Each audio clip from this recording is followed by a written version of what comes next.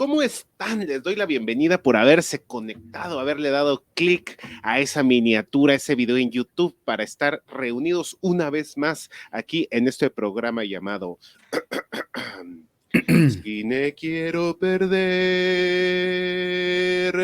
Contigo. ¿Cómo estás, Arturo Brum? Muy bien, con frío, Iván Quecharrina, pero contento de estar en un programa más, en un episodio más de Cine Quiero Perderme Contigo. Cada vez cantas mejor, déjame decirte. Muchas Eso es gracias, una muchas realidad, gracias. es una Ahí le realidad. estamos echando ganas. El próximo año, ya le había dicho a Vero, voy a dar, o Ajá, me vuelvo imitador de José José, o me ok. aviento mi show de puro duranguense.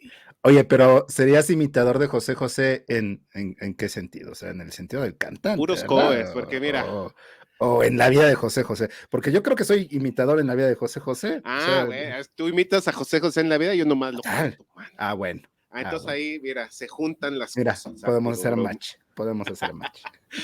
Hoy vamos a hablar de un tema apasionante, de los más increíbles que tiene el cine de terror, Arturo Brum, Venga, y es ni venga. más no menos, ni más no menos, ni Ni más más, ni no menos menos.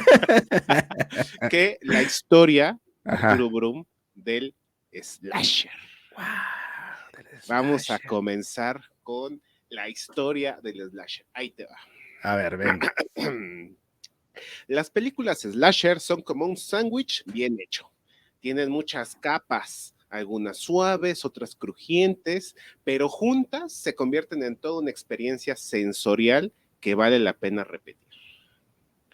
Hoy vamos a hablar de la historia de las películas slasher, que como todo lo bueno de la vida, inicia con una discusión matrimonial. Wow. Sí.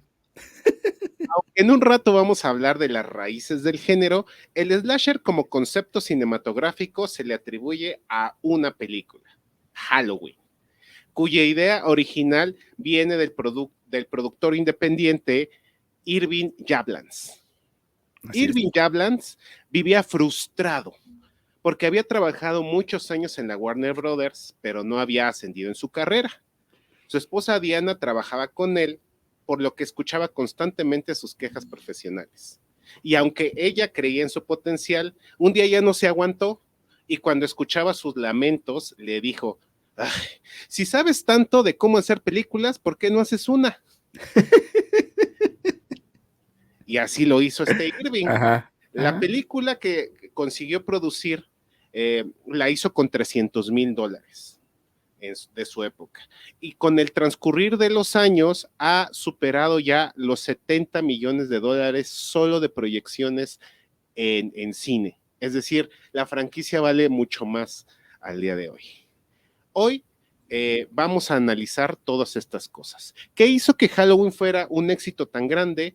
¿Por qué tantos de nosotros estamos cautivados por estas historias increíbles de locos armados con cuchillos o con hachas que atacan a jóvenes en pueblos olvidados? ¿Y qué nos dice el éxito de estas películas sobre el contexto sociocultural, la industria cinematográfica y la psicología humana?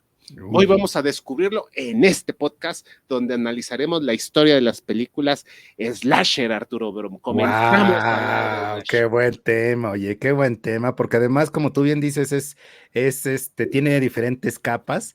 Puede ser un slasher bien complejo o uno que nada más sea muy sensacionalista, escapista, se vale, ¿no? Y Halloween pone las bases del slasher, digo, tiene como algunos antecedentes, pero sí, de ahí parte todo, de John Carpenter, y Jamie Lee Curtis y mi querido Mike Myers. Es correcto. Así es, Arturo Brum. Primero que nada, vamos a hablar de qué es el slasher. A ver. El género del slasher se puede resumir en la historia de un asesino misterioso armado con un cuchillo o con un arma letal manual que responde y acecha a un grupo de jóvenes antes de que la amenaza que él plantea sea neutralizada. Esa es la definición que da el investigador cinematográfico Richard Nowell. Oye, en ese sentido, alguien que utiliza una pistola no sería slasher, entonces. No sería slasher, No. porque justamente la parte más importante del slasher es el ataque cuerpo a cuerpo. Ajá. O sea, tiene que ser un arma contundente. O sea, Ok. un cuchillo, un hacha, un palo incluso podría entrar más en un slasher que una ametralladora. Ya cuando nos vayamos al futuro, en un rato, Arturo Brum, tú me dices si es slasher la propuesta que te voy a hacer. A ver, Sí, a la ver. propia muerte Ajá. puede ser un asesino misterioso. Tú me dices Ok. si es slasher. Ok. Pero bueno, continuando, las películas de asesinos se caracterizan por escenarios cotidianos, relevantes para los adolescentes estadounidenses de clase media en el siglo XX después de la posguerra. Muy específico. Ajá. Campamentos de verano, salones de baile, suburbios, campamento, todo ese tema es algo que vivieron los adolescentes estadounidenses de la posguerra durante los años 60, 70 y 80. Oye, pero eso va a ser en los 80, ¿no? O sea, todo eso de campamento de verano y demás va a ser como en los Todo, 80. todo se instituye después de la posguerra. Ok. Después de la posguerra, todo eso ya se vuelve parte de la cultura estadounidense. Oye, seguro lo vas a comentar, pero yo tengo una teoría que luego en mis clases de cine de terror como que se molestan a veces. A ver, échala. Yo pienso que a veces el slasher es medio conservador, o no sé si tenga algo Vamos a por ahí. llegar a esa discusión, Arturo, porque Perfecto, yo encontré perfecto. a un autor que te pone las dos. A ver con cuál te quedas más, con cuál les parece más convincente. ¿Vale? Venga. Continuando con las definiciones, la mayor parte de la acción de las películas slasher ocurre en un lugar aislado que puede ser no urbano generalmente, donde hay un asesino que vigila de cerca y clandestinamente las acciones de sus jóvenes víctimas antes de matarlas mediante ataques directos físicos. Güey, como en ¿Vale? tu pueblo. Bueno, no sé si hay un asesino ahí. No, en mi pueblo no hay asesino. El asesino del elote. No, aquí lo que Podría ser. tenemos son nahuales. O sea, tú de pronto ves ahí un ruquillo y se vuelve mazorca. No es Eso sí. cierto. No. Sí, Ya no vuelvo a ir a tu pueblo. ¿Y qué hacen? ¿Qué hacen esas madres? pues se vuelven mazorca, Arturo. Ah, pero no te hacen nada, nada más se vuelven mazorca. Se vuelven mazorca. Es que ¿Cuál, no todos cuál los es cuál es tu superpoder? Me vuelvo en mazorca. una mazorca. ¿Te acuerdas de esos? Era una ¿Cuál es? caricatura de la Liga de la Justicia con los hermanos Fantástico, no me acuerdo. Poderes de los hermanos Fantástico, y que ponían sus puñitos así, se Ajá, convertían en sí. cualquier cosa, y se me parecía muy estúpido porque luego se convertían en una cubeta, en una ¡Guau! jerga. Ah, no. O sea, estaría padre ser un superhéroe, pero que te puedas transformar, pero no te puedes transformar en ningún arma. Eso estaría muy cagado, así de, No, me pues vuelvo está cuchara. está el del elote, güey, ¿no? Ahí está, me vuelvo un Imagínate elote. que sea parte de la Liga de la Justicia, güey, al lado de Superman, Batman, la Mujer Maravilla. ¡Ataca, señor Nahual! ¡Elote! Elote. Listo.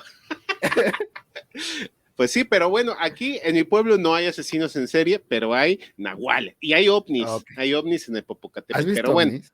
ya Bueno, otro día hablamos. Mira, vamos a hablar bueno. solo de, Dale. yo creo que de terror y ovnis, ¿no? O algo así. A ver qué se les ocurre decirnos, ¿no? Bueno, muy buenas, ¿eh?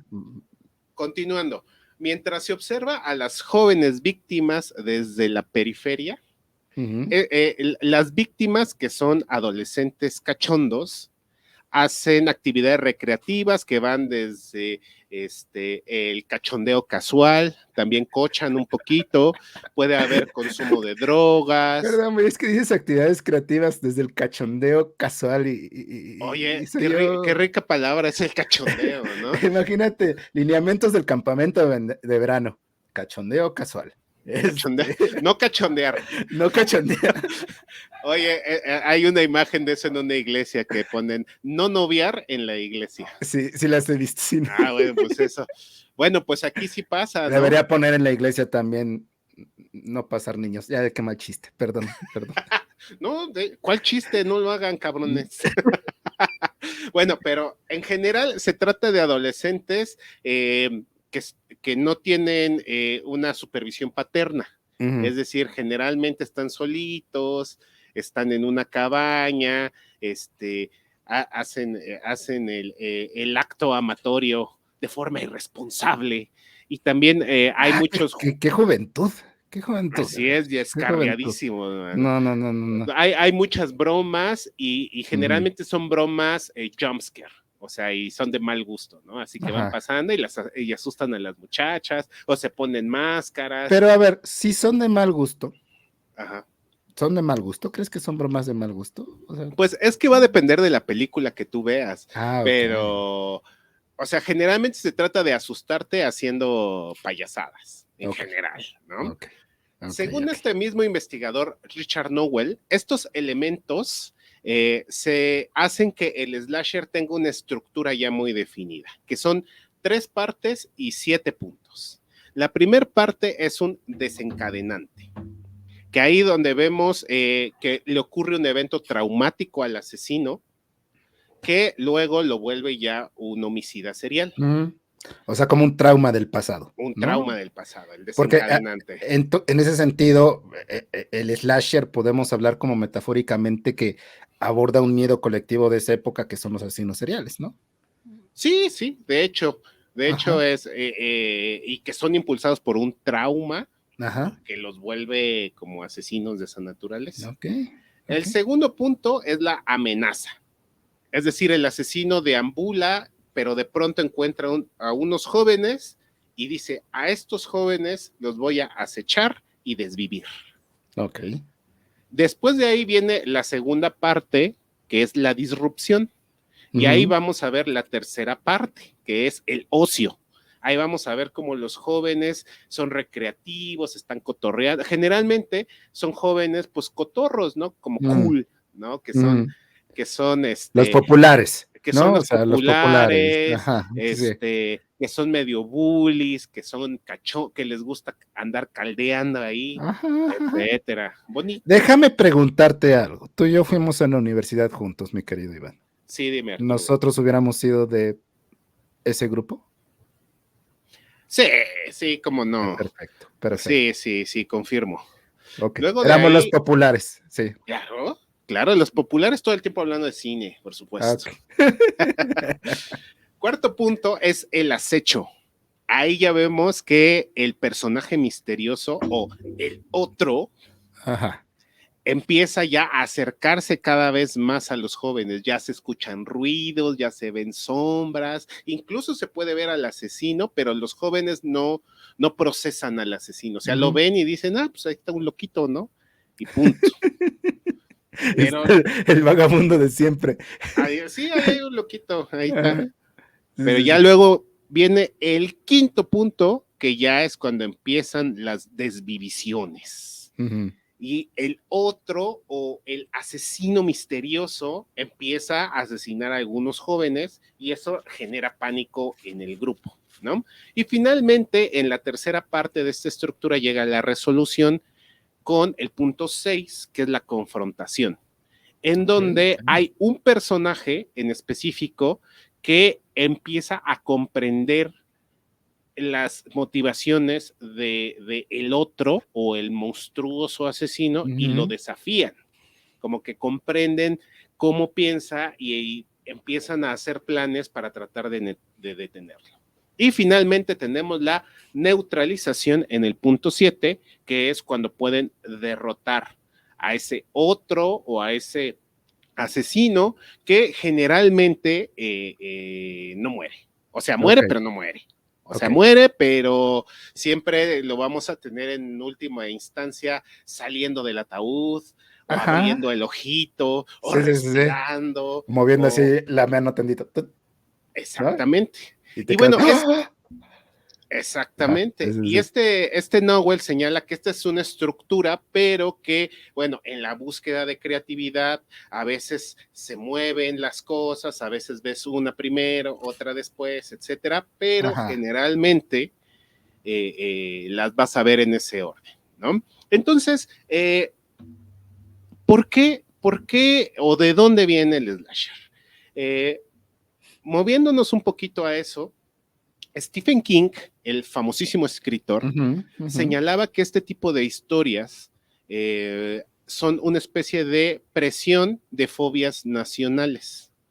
Es decir, que hay ciertas películas, sobre todo de terror, que se vuelven muy famosas o muy populares porque aprietan el punto exacto de una ansiedad política, de una ansiedad económica o de una ansiedad cultural a gran escala. Ajá, ajá.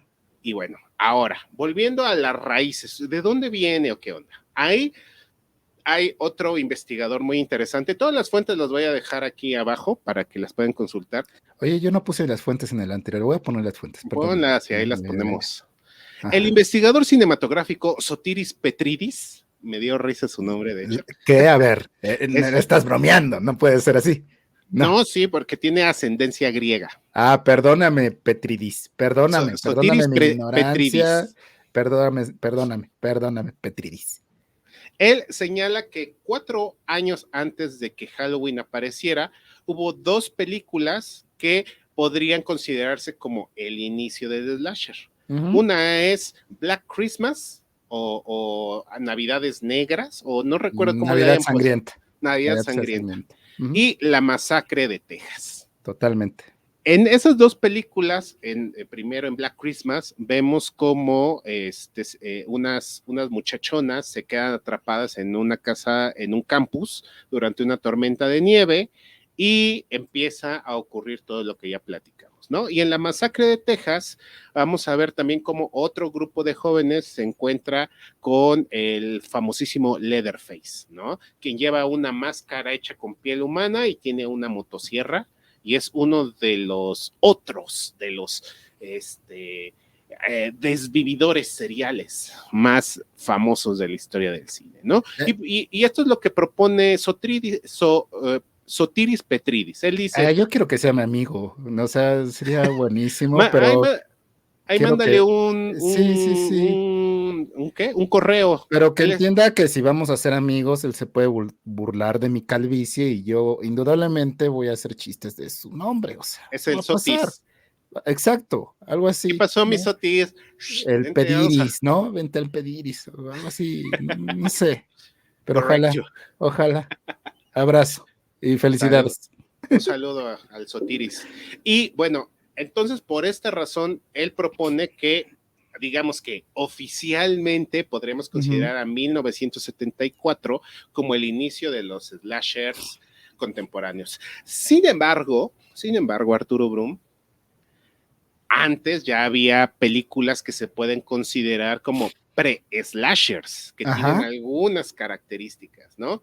Aquí se señala la más importante como Psicosis, la película de 1960 de Alfred Hitchcock, en donde conocemos a Norman Bates, que tiene una doble personalidad y mata a las mujeres que lo excitan, básicamente, ¿no? Aquí hay algunos elementos del slasher, como violencia primaria contra las mujeres que abrazan su sexualidad, pero, por ejemplo, no tiene tantos asesinatos y no tiene una sensación generalizada de violencia, ¿no? Entonces, esta es la más importante, la que se considera más interesante de pre-slashers, pero hay varias más. Mira, te voy a presentar algunas, a ver qué te parece. Comenzamos con 13 mujeres, de 1932, de George Archambault, que yo no la conocía, pero ya investigando me pareció interesante, Arturo, en donde vemos a 12 mujeres que se juntan en que iban en la escuela y se juntan para acudir con una mujer Swami que lee los horóscopos, pero ella estudió también con las otras 12 chicas y tiene un plan malévolo para cobrar venganza porque les hacían mucho bullying, ¿no? Esta película de 1932. Luego tenemos El hombre leopardo de Jacques Tourneur, que ahí vamos a ver que ocurre en Nuevo México, en donde un dueño de un club nocturno contrata a un leopardo. Esa está bien buena, Jack Turner era maravilloso, era gran director. Y se supone que el leopardo se escapa y él es el que está asesinando a las mujeres, pero ahí hay un juego porque se cree que el leopardo también es como una especie de excusa para que exista un asesino serial. Luego, en 1959 tenemos Cover Girl Killer de Terry Bishop, en donde vamos a ver ahí ahí ya es un desvividor serial, literal, que ataca modelos y empiezan a hacer como una trama un poco detectivesca para ponerle una trampa y poder arrestarlo. Y tenemos dos más. Tenemos Peeping Tom, que yo estoy seguro que esa así te va a gustar mucho, Arturo. No, de hecho yo creo que más que Psicosis, Peeping Tom es el antecedente del slasher sobre todas las cosas, ¿eh? O sea, esa película es tremenda de Michael Powell. El propio Martin Scorsese dice que solo hay dos películas que muestran como esta parte de cómo se asesine. Una es 8:30 de Fellini y otra es esta película de terror tremenda de Michael Powell que es Peeping Tom. Así es. Y bueno, esta película justamente trata el mismo tema de un desvividor serial que usa una cámara de películas portátil para grabar expresiones de sus víctimas antes de morir, ¿no?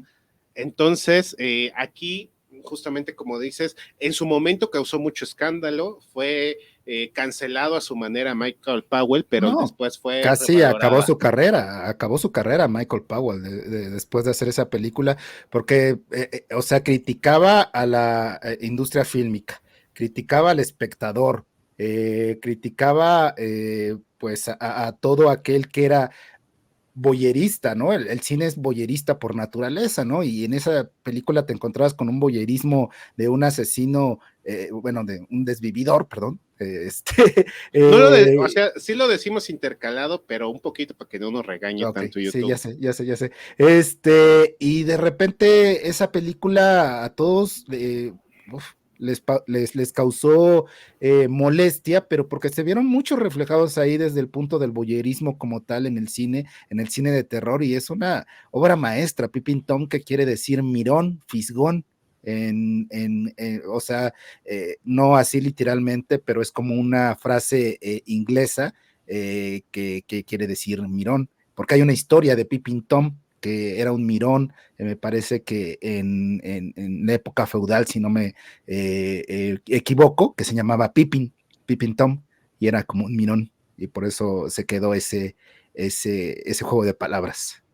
Es correcto, Arturo Brum. Y bueno, cerrando con estos antecedentes, cierro con la película Berserk de 1967 de Jim O'Connelly, en donde vemos la historia de un circo en donde hay una muchachona que pues está compartiendo ahí la propiedad del circo, pero luego se da cuenta de que pues hay muchas personas que le estorban en sus planes y empiezan a aparecer misteriosamente asesinadas o desvividas, ¿no? Entonces, todas estas películas son antecedentes, tienen elementos para este tipo de historias slashers, ¿no? Entonces...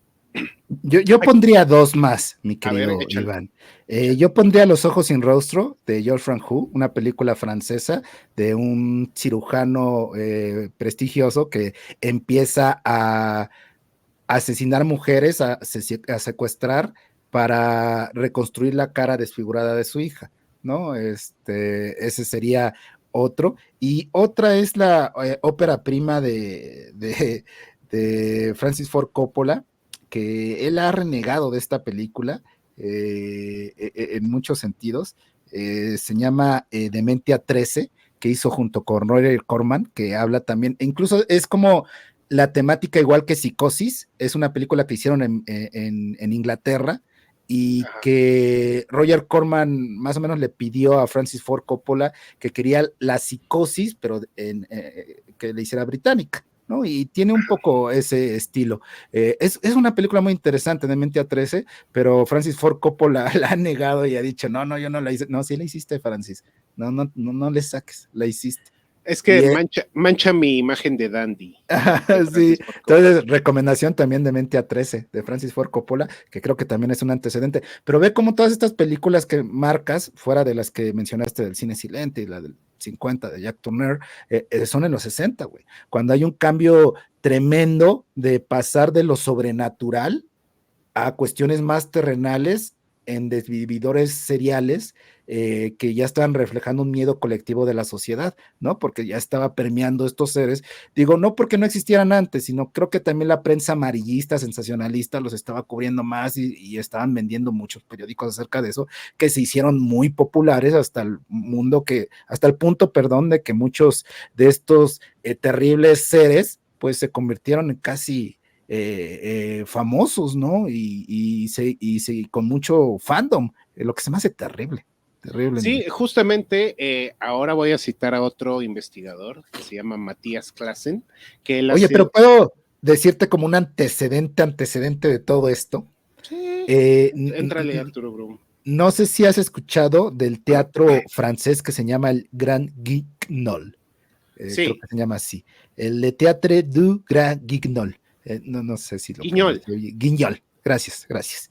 Un teatro que estuvo en 1897, aparece en Francia, y era un teatro donde ya empezaban a utilizar gore, donde era muy sangriento, era muy violento, y muchas de esas historias de ese teatro francés lo pueden buscar ahí, hay escenas, digo, no hay fotografías como tal, pero hay como ilustraciones, ya se veían estos desvividores, esta parte del gore, en este teatro francés que fue muy controversial, y muchos historiadores han marcado que el antecedente del slasher, más allá del cine, es este teatro francés bien provocativo, bien sangriento, que sí me imagino a la gente saliendo asqueada de ese teatro.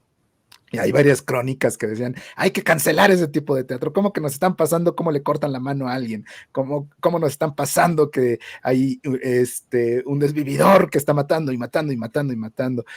Porque también ya era o sea, ya estaba sucediendo eso en la sociedad, ¿no? O sea, el arte no es que inventara todas estas cosas, sino veían que en la sociedad estaba ya estos tipos que pues mataban ya de forma desmedida, ¿no? Entonces, ahí buscan ilustraciones de este teatro, es muy interesante. Le Théâtre du Grand Guignol. Grand Guignol. Es. Muy bien. Bueno, entonces justamente te decía que voy a citar al investigador Matías Klassen, que se hace una pregunta en un libro justamente de teoría sobre el slasher, que nos dice, ¿por qué se juntó todo en este momento? Y bueno, él propone 3 factores a considerar: el factor psicológico, el político y el cultural. Ok. En el nivel psicológico se empieza a popularizar la psicología a nivel social. O sea, no dice que, por ejemplo, que los directores de cine ya se vuelvan psicólogos o hayan estudiado psicología, no, sino que más bien se empieza a volver muy popular la psicología, es decir, se vuelve cultura pop. Y eso hace que indirectamente muchos directores de cine empiecen a crecer y a aplicar algunas teorías que pueden llegar a funcionar a la hora de establecer el cine de terror. ¿Y no iba más ligado como al psicoanálisis, a las teorías psicoanalíticas? Todo eso? Fíjate que yo, es que este investigador me cae bien porque justamente lo habla de esa forma. Él dice, Nos fuimos a chupar una vez y te cayó maravilloso. No, ya se murió. Ay, un saludo a Matías, porque él lo estudió en su momento. Y él señala que justamente el análisis psicoanalítico del cine hizo que se generara el cine clásico de terror, como Alfred Hitchcock, como que este tipo de películas que, digamos, tienen un sentido un poco más onírico. Pero él señala que el slasher nace también cuando se empieza a popularizar el enfoque de la psicología evolucionista. Ok. Porque, sí, él lo señala porque, bueno, básicamente dice que una película slasher provoca una respuesta emocional en la audiencia que explota un mecanismo llamado módulo del miedo, que tiene raíces profundas en la evolución de los mamíferos. Ese módulo, que es un sistema psicológico y conductual, evolucionó para proteger a los organismos de cualquier daño. Y lo pone en este ejemplo, o sea, nuestros antepasados humanos se encontraron repletos de peligros y por la selección natural hubo adaptaciones para sobrevivir estos entornos. Entonces ahí había bacterias, había virus, plantas tóxicas, animales venenosos, depredadores. Sí, claro.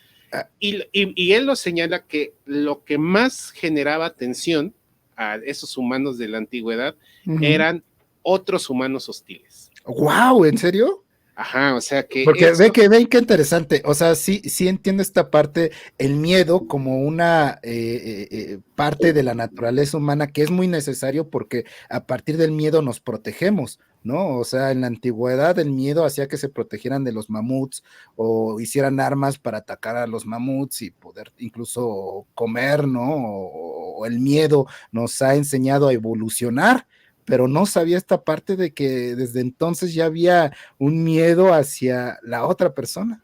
así es, y justamente este enfoque dice que hay una presión selectiva en los grupos humanos en donde se empieza a inferir muy rápidamente que cuando no conoces a otra persona y por alguna razón te parece hostil, empiezas a asimilar o a pensar que te puede desvivir, Como mi ¿no? vecina.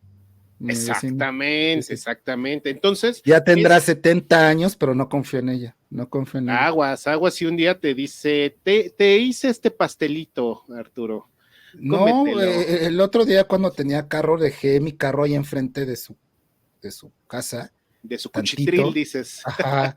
Y de repente encontré ahí abajo de las llantas sus bolsas de basura, güey.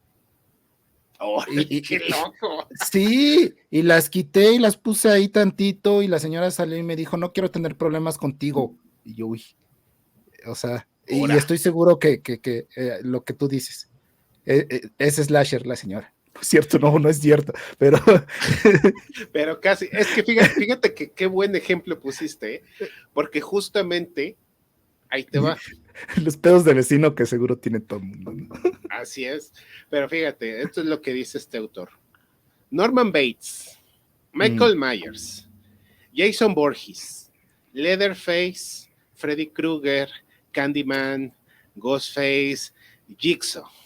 La mayoría de los villanos de películas slashers son hombres, lo que ahí. refleja una diferencia sistemática evolutiva de género en las disposiciones violentas. Los Ujú. hombres son más propensos a la violencia que las mujeres. Y por tanto, esto tiene mayor eficacia a la hora de generar tensión entre los agresores del cine. Y para eso Wow. pone este ejemplo de Michael Myers. Myers cumple con la mayoría de las intuiciones evolucionistas que tensan lo que se llama el módulo del miedo. Pero también le ponen rasgos irreales, lo que lo convierte en un villano extremadamente eficaz en una película. Es una máquina de matar infrahumana, implacable e imparable.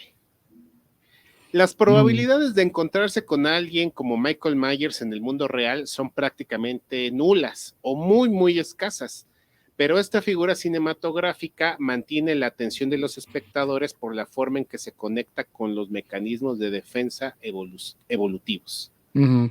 Y ahí este Claesen propone, fíjate, esto a ver qué te parece, Arturo. A ver, A ver qué te a parece ver, ya tu risa, a ver, ¿a dónde esta vamos? ¿A idea, dónde esta vamos? ¿A idea. dónde vamos? Clason propone una utilidad psicológica y social del slasher, Ajá. en particular, y de las películas de terror en general. Fíjate, a ver Ujú. qué opinas. Cuando dos hombres o más adolescentes ven películas de terror, se establece una competencia implícita sobre quienes pueden soportar más terror sin asustarse. Ok. Por otra parte, O sea, como mostrando quién, digo, no me cancelen, lo voy a decir. O sea, mostrando quién es más macho. ¿a quién le apesta más el DC? Ok. Básicamente, Arturo.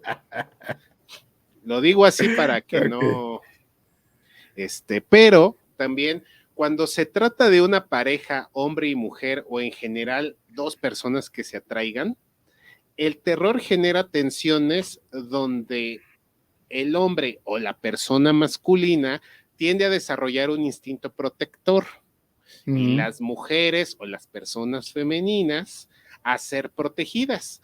lo que facilita y fomenta el coqueteo y romance posterior al ver estas películas. Wow, O sea que wow. sirve, o sea, básicamente lo que dices, tip para andar caldeando, vete con tu pompi a ver una ¿Cómo película decías? ¿Cachondeo casual o cómo decías para un cachondeo? cachondeo casual. Ok, ok, Vayan a ok. ver una película de slasher. Había una teoría, ¿no? Que se hizo controversial hace poco, o no, o era una teoría o un meme. Ya no sé distinguir, Iván, si son teorías académicas o memes complejos y profundos. Que decía si querías pues tener una noche de pasión con tu novia, tu pareja con la que estuviera saliendo, fueran a ver películas de terror. Creo que era un Ah, meme, güey. No me hagan caso, no era nada académico. bueno, No, pues aquí lo no era proponen nada como, académico. como que esto funciona. A ver, Ok. ahí comenten si les ha funcionado irse a ver una película de slasher en específico y si les sirvió para ahí un caldeo posterior, ¿no? Confirmo, ¿No? confirmo. Pero Ah, no sé bueno. si sea por eso o porque. Pues, No es en sí, pero sí, ayuda, sí. pero Ajá. ayuda, como que predispone a Ok, las mira, personas al mira. cachondeo. Ve, entonces ese meme ya tiene sustento, Y aquí tienes su sustento académico, ok, ya ven, y cancelando ese meme horriblemente. No, terrible, terrible. ahora, Arturo Brum, ya me Ajá, voy ahora a la parte social y cultural, ¿no? ok. Porque ese es otro tema. Ahora, Claesen propone que el slasher tuvo mucho éxito porque hubo otros factores además del psicológico.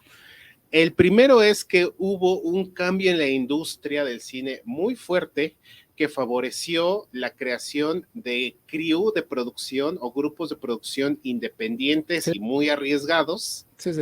También hubo cambios en la financiación y distribución de las películas. También hubo nuevas normas de censura o de regulación que Ujú. permitieron que la violencia, el sexo y otros temas ofensivos fueran mucho más laxos, mucho más suavecitos. Sí. Y también que las limitaciones tecnológicas de la época ayudaron mucho, es decir, los costos de las cámaras de la época para hacer cine empezaron a decaer y eso ayudó a que la gente empezara a tratar de buscar películas que fueran más arriesgadas. Yo le pondría otro punto, ¿Cuál? con todo Ajá. respeto, el auge y la proliferación de cines underground que se dio en ese tiempo, ¿no? O Correcto, sea, sí, sí. fue cines subterráneos, callejeros, que no estaban evidentemente fuera de la ley, pero que empezaron a pasar muchas de estas películas, ¿no? Así es, y justamente toda esta combinación de cosas, Claesen propone que ya a partir de 1974 Ujú. empezaron a generarse olas o ciclos del slasher, Ujú, ¿vale? Y te voy a ujú. hablar de qué son esos ciclos, ¿no? Pues no sé qué pendejo estoy que dijiste olas y me imaginé si empezaron a hacer olas Tú así estabas, bien cabrón en los 70 y dije, no, eso no me lo sabía, güey. ándale, Perdón, algo así. me fui a la chingada, ya, Oye, perdón. hay una película, ¿de quién es? Creo que es de Cronenberg, en donde un zombie pelea con un tiburón, ¿o no? ¿Cuál era? No me acuerdo si es de Cronenberg, Pero es un pero, peliculón, ¿eh? O sea, yo ajá, recuerdo que cuando vi la escena de un tiburón peleando con un zombie, dije, uff, la sinopsis, o sea, güey, esto es cine, bro. ajá. No, pero bueno, a ver, ahora sí.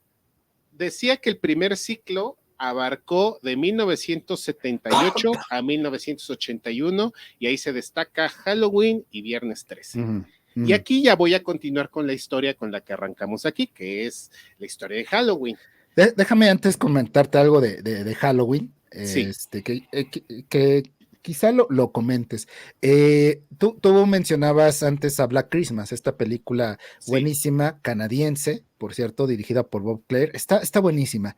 Y esa película se inspiró en una leyenda urbana canadiense de un desvividor de mujeres sí. dentro de estos ¿cómo se llaman, Iván? Donde se juntan el grupo de mujeres o de hombres y hacen Ah, ok, fraternidades, ok. de Ajá. fraternidades. La película nos cuenta eso, como un tipo entra en una fraternidad y empieza a desvivir muchas mujeres.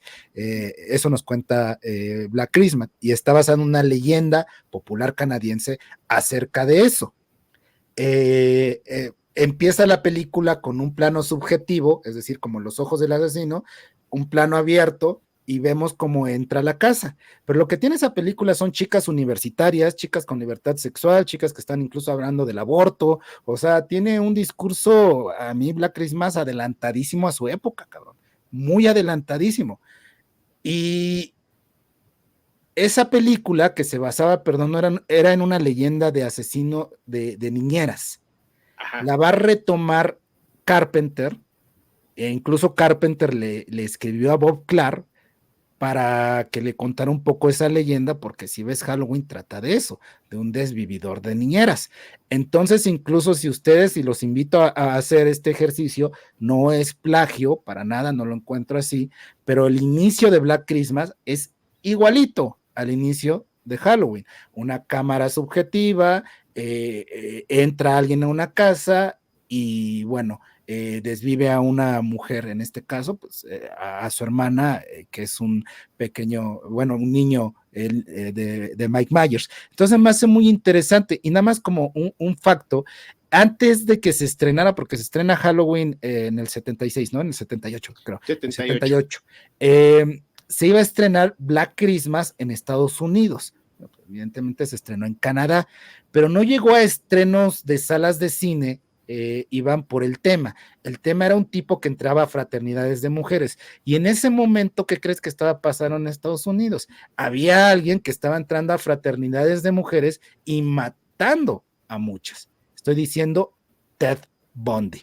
Por Ted Bundy no se estrena Black Christmas en Estados Unidos, y es por eso que creo, yo tengo la teoría, y es una teoría que daba una maestra en Cinespacio 24, Claudia Cabello, le mando un saludo, que si sí se hubiera estrenado, quizá el slasher hubiera sido un poco diferente en cuanto a la construcción de las mujeres, porque como bien sabes, en Halloween la mujer pues es virginal, la que sobrevive, ¿no? Es un poco, pues, no sé, más ingenua, y en Black Christmas nos las ponen empoderadas, fuertes, hablando del aborto, pero no fue una película que no llegó a estrenarse por Ted Bundy, porque de repente vieron que lo que contaba esa película estaba pasando en ese momento en Estados Unidos. Entonces, y la inspiración para mí directa de Halloween, y lo pueden ver, es Black Christmas, que es una película bella. Digo, no está este asesino serial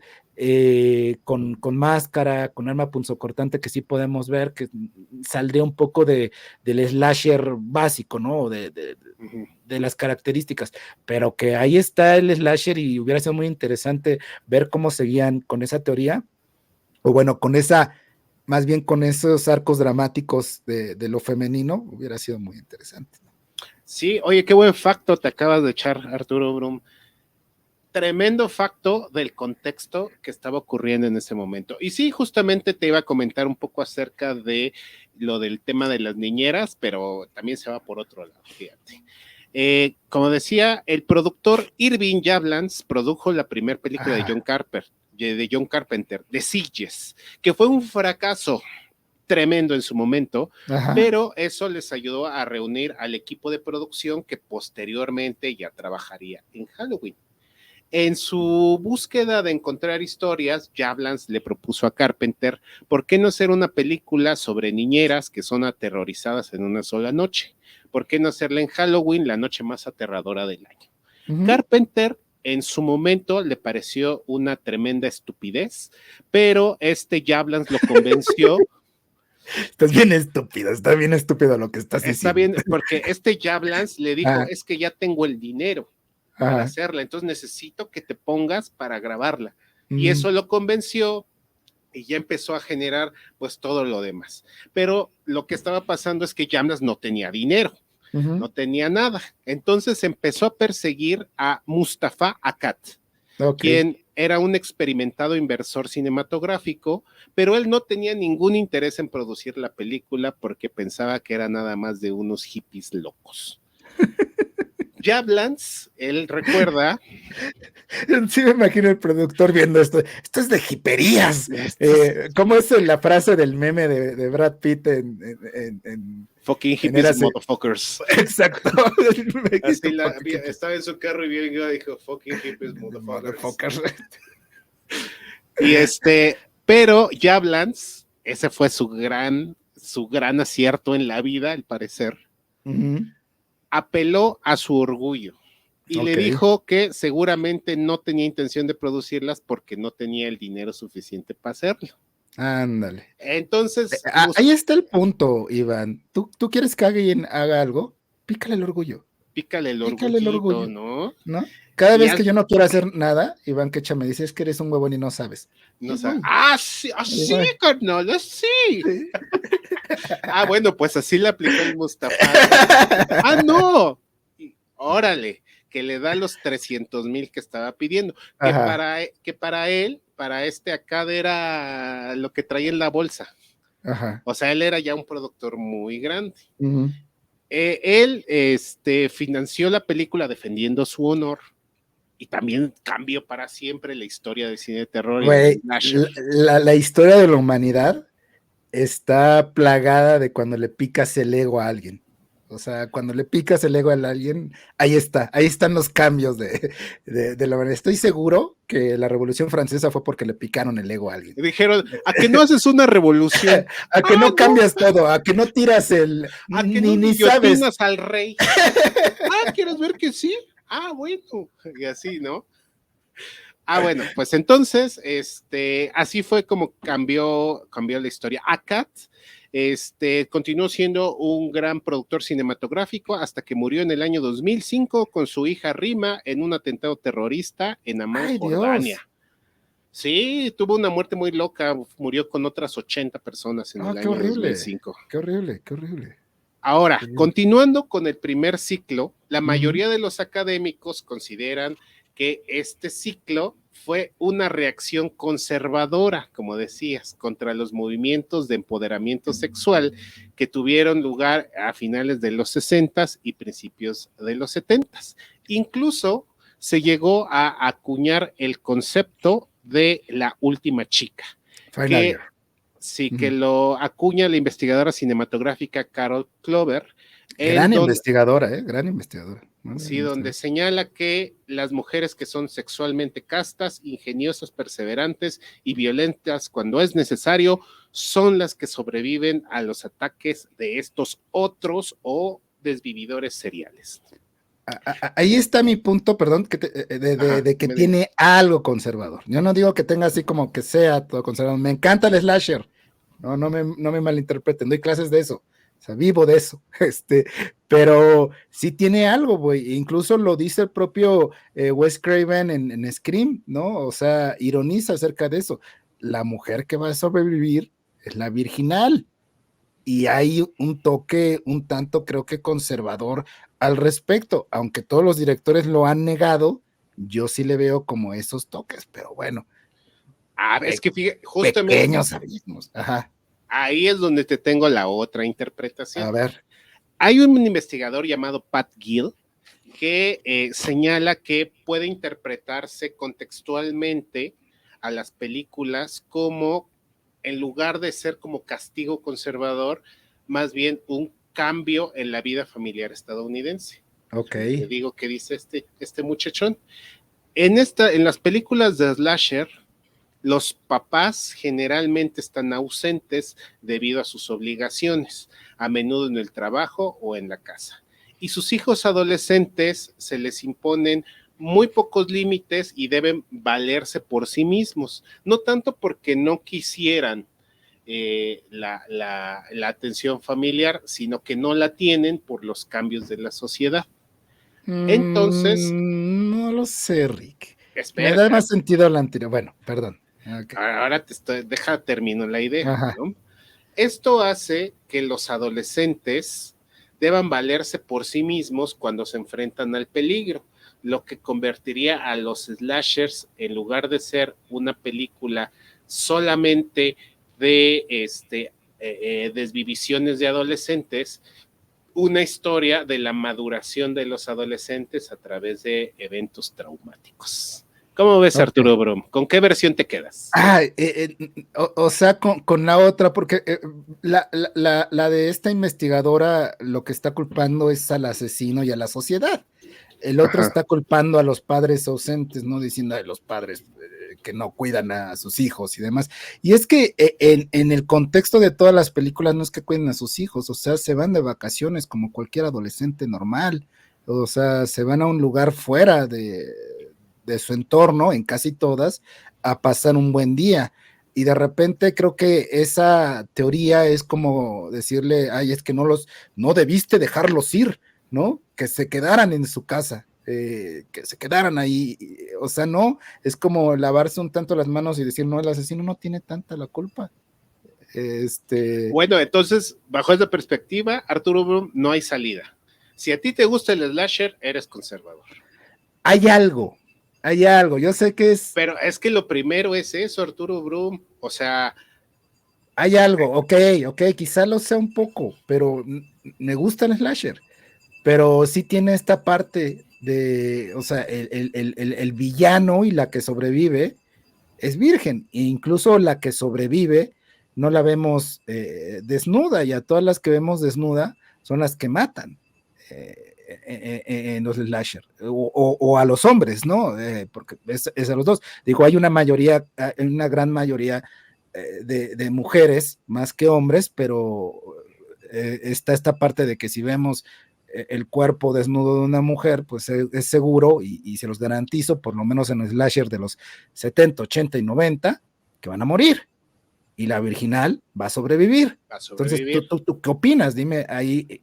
No, bueno, pues es que yo estaba con la idea de, vamos a meterle más, más comprensión familiar al slasher, pero pues no, O, yo ya veo que es que o tú entonces, sí, o sea, porque el slasher es estos personajes que incluso son adolescentes que para mí tienen una vida normal y como todo adolescente debe ser, una liberación, una parte anárquica de los adolescentes, una diversión sana, y entre lo sano también está lo sexual, que los adolescentes en sus primeras actividades sexuales deben tener, o sea, así debe ser, a mi parecer, ¿no? Que los adolescentes se vayan a una fiesta, se vayan a pasear, renten una casa, o sea, eso es normal y no creo que sea culpa de los padres, vamos a culpar al asesino y al trauma del asesino y al trauma del asesino de la sociedad que provocó eso, no a los padres que le dan esa libertad natural, rebelde que tienen que tener los adolescentes. Por eso no comparto la teoría de este último y me voy con la primera. ¿está bien? En ese sentido. Pero ¿tú qué opinas? O Pues sea, yo te dije, mira, yo estuve ahí leyendo su libro y dije, mira, un nuevo enfoque que a lo mejor ya no nos va a volver a todos conservadores, pero ya no, Arturo, ya, si te gusta el slasher, votes a Trump. Arturo poco, Brum 2020. no fueron, hay poco, hay algo en la figura del asesino, en la figura del asesino. O sea, que de repente todos, es lo que te decía, si seguían como la base de Black Christmas, repito, y esta no es como una teoría mía, es de Claudia Cabello, hay que darle lugar a esta profesora que dio clases en Cine Espacio 24, decía, si seguían con esa visión, quizá la construcción del personaje femenino fuera diferente, pero se siguió con la construcción de Halloween. Y si tú ves todo el slasher, fuera evidentemente de varias excepciones, entre ellas Freddy Krueger de Wes Craven, la Final Gear es la virginal, la que no se desnuda, la que se comporta como, y lo pongo entre comillas porque no lo sé, la que se comporta según los valores morales religiosos debe ser, ¿no? Y también no está mal que te comportes así, tú compórtate como tú quieras, ¿no? Pero disfruta la vida siendo adolescente. Ese es mi punto. Ahí está la conclusión, Arturo. Pues es que ese fue el debate y esas son las posturas que propone Pat Hill. Pero mira, ya me quedó claro, Arturo. Pero mira, ¿Qué? continuando con eso, este primer ciclo de slasher se autodestruyó debido a que las películas fueron lanzadas de forma independiente, lo que les dio posibilidades de arriesgarse. Pero con el éxito masivo que tuvieron, hubo 3 factores que hicieron que decayera su calidad. Contratos con grandes productoras, porque esto promovió la censura y discursos más cómodos. También estuvo la saturación del mercado, pues todas las productoras querían una rebanada del pastel de slashers, y las altas expectativas, pues querían hacer una película que valiera la pena la censura, las críticas y la persecución a cambio de obtener un súper éxito en taquilla. Es decir, si un slasher no se volvía un fenómeno gigantesco, se consideraba un fracaso. Entonces eso fue apagando la pasión de este primer ciclo del slasher, Arturo. Que viene un poco con Halloween. Halloween costó, como tú bien dices, bien poco y recaudó muchísimo dinero, ¿no? Y creo que Halloween, Iván, tiene esta parte que incluso mencionabas del miedo colectivo, ¿no? Y de esta parte que reflejaba un miedo en la sociedad. ¿Por qué? Porque Halloween tiene un punto importantísimo que es entrar a un lugar que los Estados Unidos consideran como el sueño americano. ¿A qué me refiero? A los suburbios. Y que entra a los suburbios donde se supone aquí vas a vivir mejor, aquí no pasa nada, aquí todo es seguro, aquí los niños pueden salir en bicicleta, aquí puedes trabajar de niñera y no te pasa nada, y que de repente en los suburbios el atrevido de Carpenter, un gran director de cine, que se enojaría mucho con estas palabras que digo de que tiene algo de conservador, los slasher, seguro me aventaría algo, pero hay algo también muy atrevido en esa película, que es meter a un asesino serial en los suburbios estadounidenses y es meterlo en el sueño americano. O sea, lo que hace Mike Myers en esa gran película del 78 es meter a un asesino, bueno, ya la mencioné, pero ya la voy a mencionar menos, a los suburbios estadounidenses, al sueño americano de las niñeras trabajando, ¿no? El lugar idílico, perfecto para trabajar, o sea, por eso me encantan mucho las películas fuera también del terror, que de repente muestran esta doble moral o lo escondido que hay en los suburbios, como Belleza Americana de este director que ahorita se me fue, de Sam Mendes, que no es nada de terror, pero que nos muestran estos suburbios que no es el sueño americano, sino sí, es otra cosa. Como el inicio de esa, ¿cuál es la de David Lynch? Donde está ahí regando el pasto. Blue Velvet.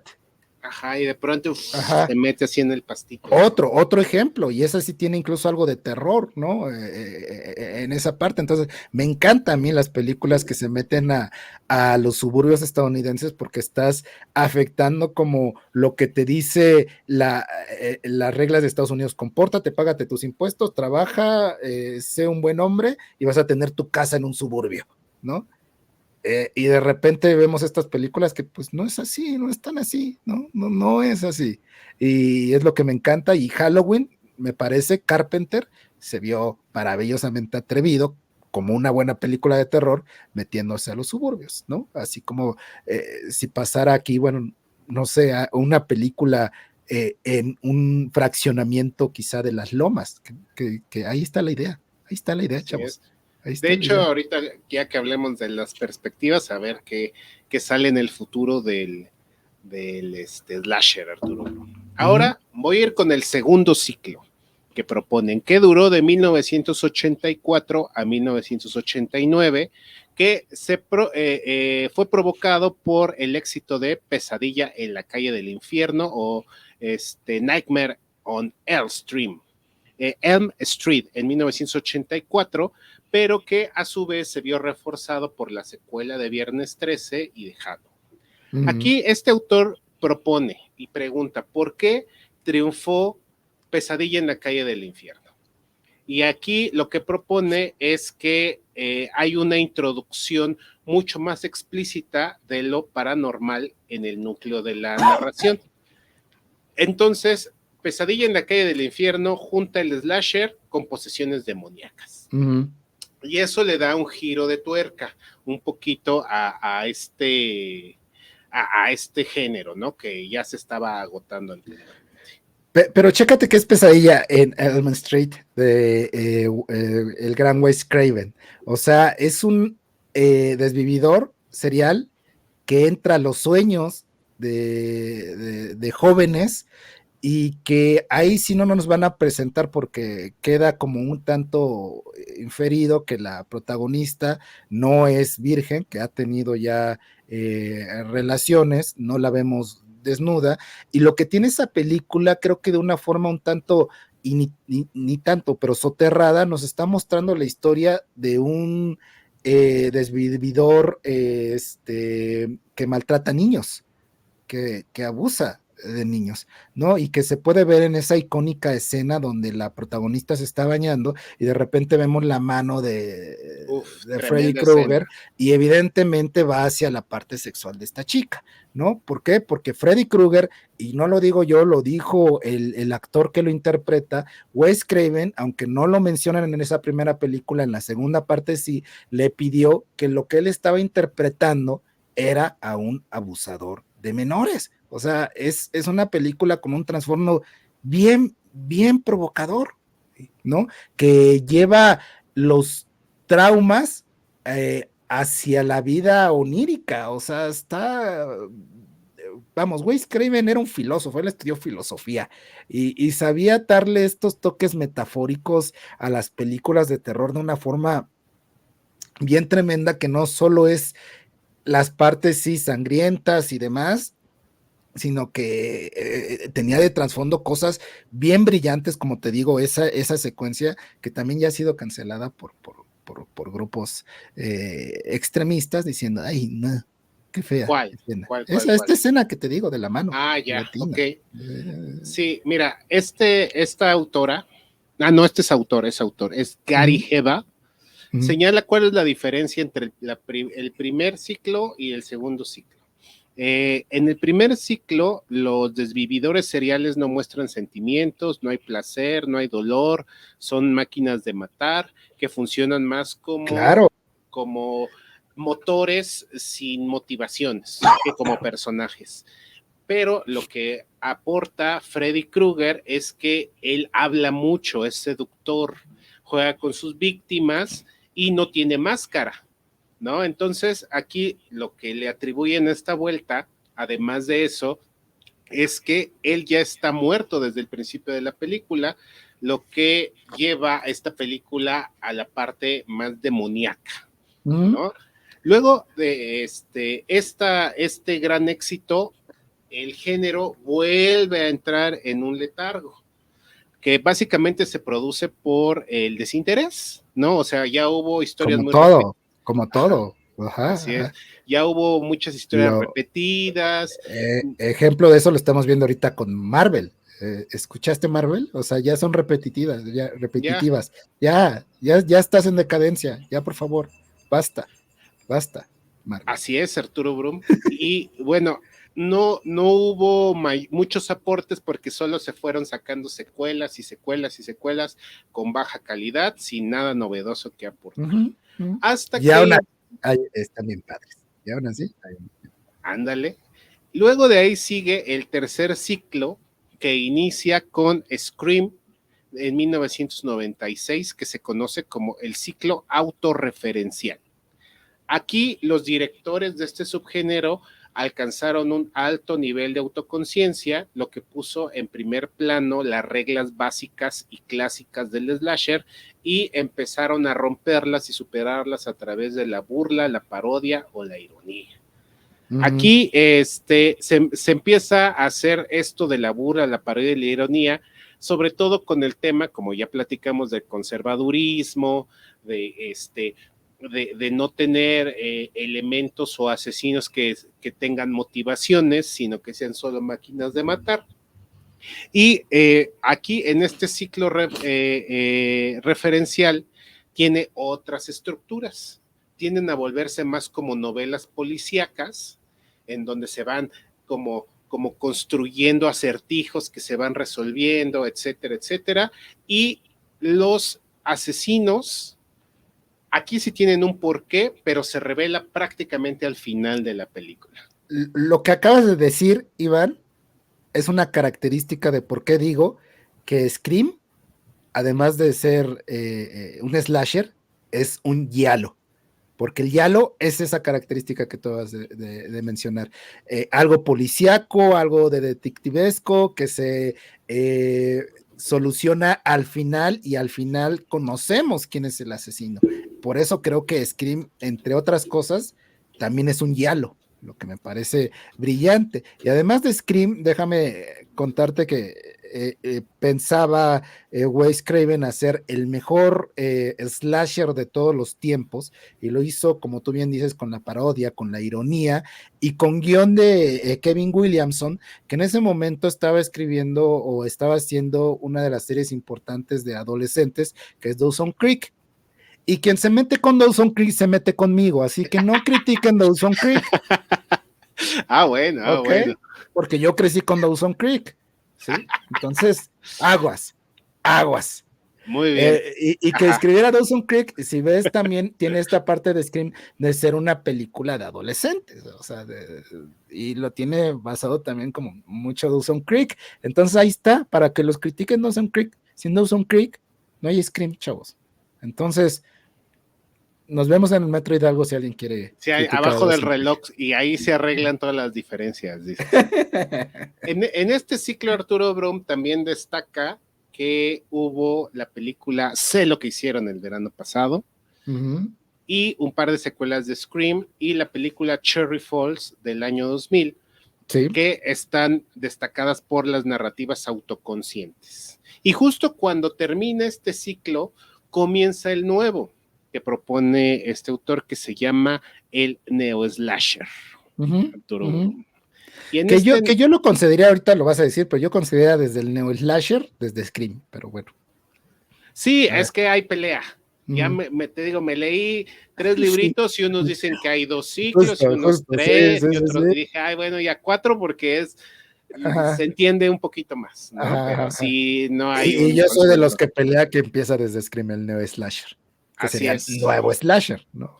Así es. El neo-slasher, justo como decías, comienza en el año 2000, y algunos autores señalan que estuvo solo hasta el 2013, pero otros señalan que continúa hasta el día de hoy. Este ciclo se caracteriza sobre todo por tratar de darle un contexto distinto a las películas y cambiar la relación que hay entre las desvivisiones con respecto al discurso de las películas. Aquí esto ya tiene una representación sobre todo más enfocada hacia la sociología. Se habla de estructuras comunitarias, de lucha de clases, de pobreza, de marginación, de problemas más contemporáneos, ¿no? De migración, etcétera, etcétera, ¿no? Pero aquí hay una propuesta arriesgada, Arturo Brum, que es lo que te decía hace ratito. Se propone este autor que la película que inicia el neo-slasher es Destino Final. No, ¿qué le pasa? No. Donde propone que el asesino. A ver, dime el nombre del autor. Muerte. Dime el nombre del autor. ¿Le vas a escribir a Arturo Brum? Sí, no. ¿Le vas a mandar un ¿Tiene Instagram? No, tiene su correo. Okay. Es ahí ya lo perdí. Klassen, déjame el encuentro el nombre. Me lo pasas, pero no. Él lo propone, él propone que el neo-slasher inicia con Destino Final. Tampoco estemos inventando cosas, académico, que seguro tiene más Pero déjame a ver si te convence esta idea. Sí, me cerré, tienes razón, me cerré herméticamente, me convertí en una mazorca y ya no quise escuchar nada. Pues la señora, le vas a ir a echar basura abajo de su carro.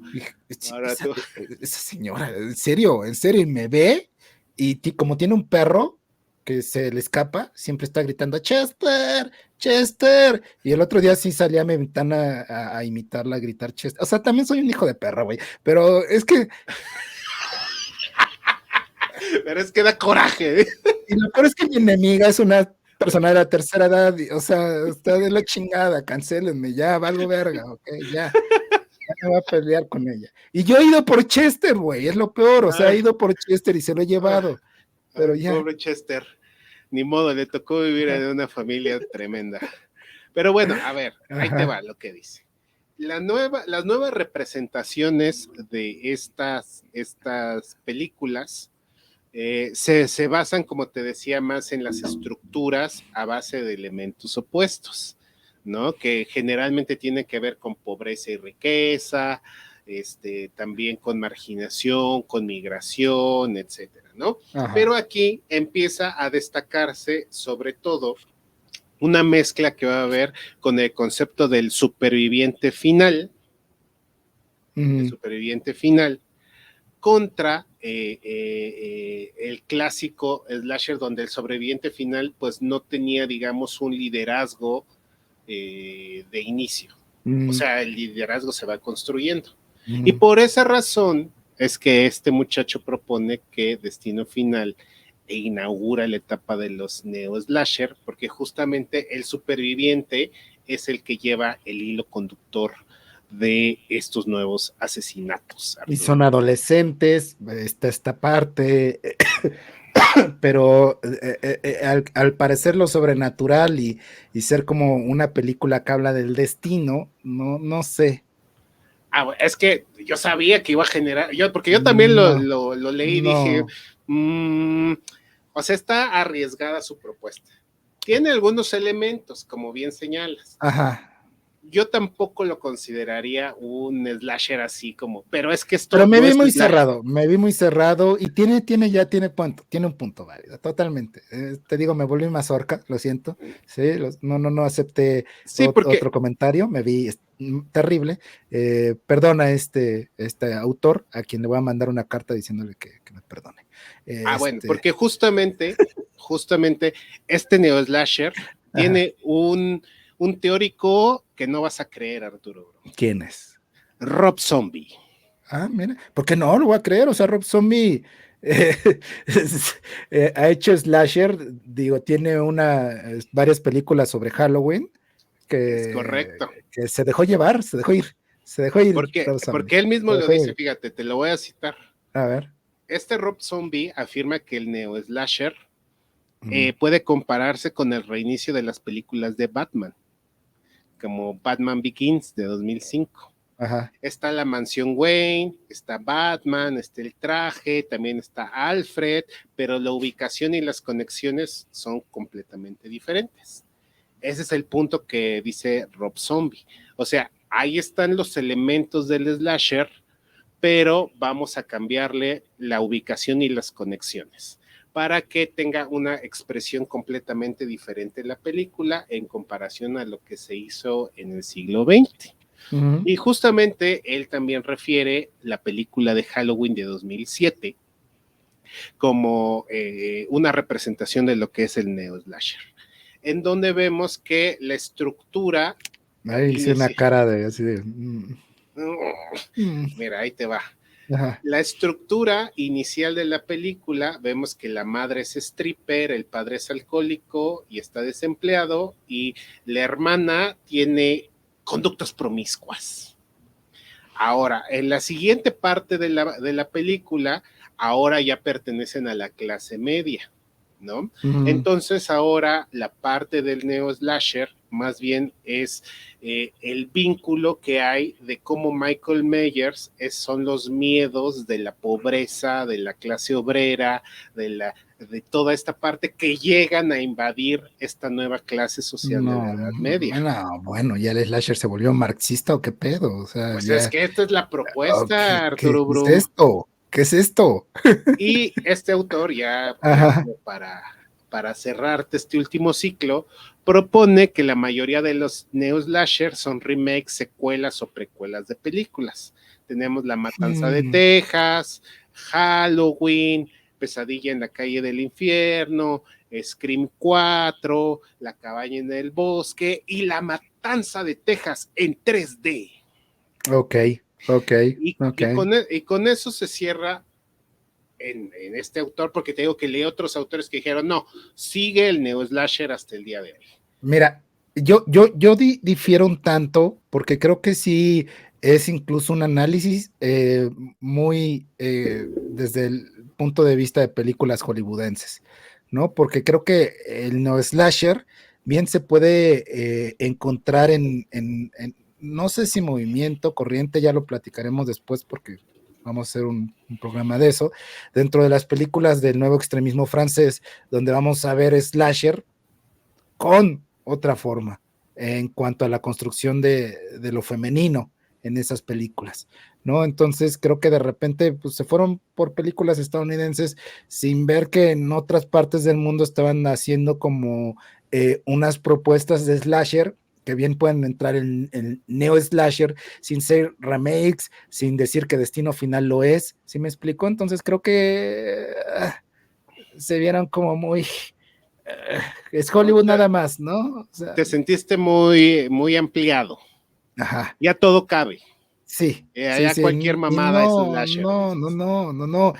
Fíjate que hay una película que salió en el 2022 que se me hizo incluso esta parte como autorreferencial, esta parte burlona del slasher que se llama Muerte, Muerte, Muerte, no sé si la viste, de estos chicos No, no la vi, pero sí adolescentes la ubico. Ajá. que están en una casa y que están haciendo como un juego de que apagan las luces y alguien se hace el muerto y alguien tiene un papelito de que lo mató, ¿no? Y de repente empiezan a morir cada uno, no se ve el asesino y no demás, pero mueren de forma sangrienta.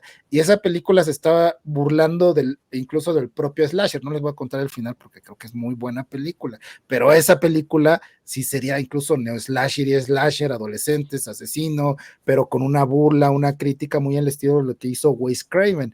Entonces, o sea, sí, el neo slasher sigue, continúa, ¿no? E incluso el slasher básico está presente en películas como Terrifier, ¿no? Está presente en películas como Winnie Pooh, o sea, Muy mala la primera. Ya no vi la segunda porque la primera está malísima. güey, es de dejarse llevar por lo escapista y ver O a sea, Winnie Pooh. yo la vi con toda la intención de pasármela bien, Arturo Brum, pero me lo impidió la culerez de la peli, Arturo Brum, lo lamento. Pero bueno, a lo que voy es que hay estas propuestas como de neo slasher y hay otras propuestas como sí, de un slasher básico ahorita que la gente pues, lo está disfrutando mucho y el ejemplo es Terrifier. Terrifier no tiene nada de complejo, no tiene nada de trasfondo, no tiene nada de subtexto.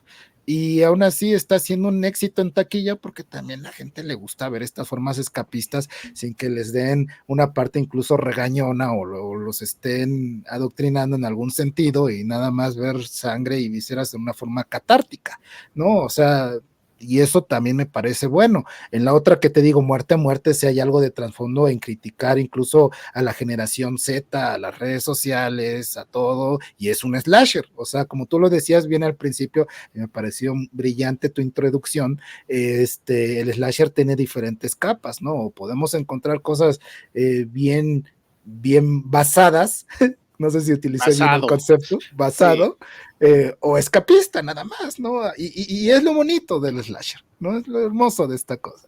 Así es, y justamente con todo esto que acabamos de ver, Arturo Brum, podemos esperar que en un futuro no muy lejano, seguramente vamos a volver a tener un ciclo o una ola ya más gruesa de slasher, donde se van a retratar nuevas preocupaciones sociales, tecnológicas y culturales que van a desafiar a la cultura occidental. Y en ese desafío ahorita se me ocurrió otra película, X, de Ty West. Ándale, Ese es un slasher, e incluso rompe un tanto con esta estructura que decías de que casi todos los asesinos eran hombres. hombres. Ahí Ajá. es una mujer, ¿no? O sea, y ese es un slasher, ¿no? Basado también en la masacre en Texas, basado en Halloween, basado en Campamento de Verano. O sea, si algo tiene Ty West es que es referencia a muchísimas películas, ¿no? Entonces, no, el slasher no ha muerto, sigue, continuará porque sí es un miedo Saca, colectivo. saca su manita de la tumba. ¡Fua! Abre su ojo. ¡Fua! Ah, mira, ahora que lo cerraste así, mira, a ver, necesito que me cantes bueno, entóname la canción de Halloween.